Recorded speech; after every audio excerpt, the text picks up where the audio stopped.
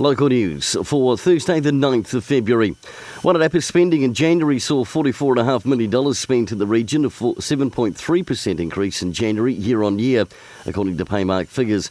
In the last 5 years, the combination of a stronger housing market, strong tourism, relatively low oil prices and a strong uptake of contactless cards has tended to support stronger spending through the Paymark network.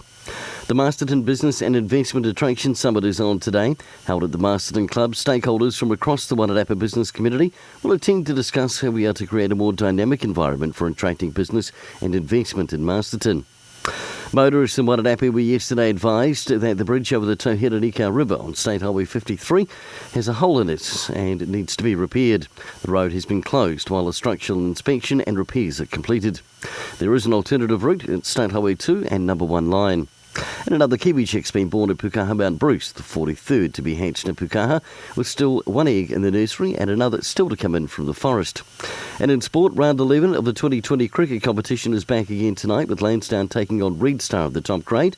And the Breecraft Kids Triathlon Series pre-registrations begin next week, with the first race set down for the 20th of February. For Wairarapa TV Local News, I'm Brent Gear.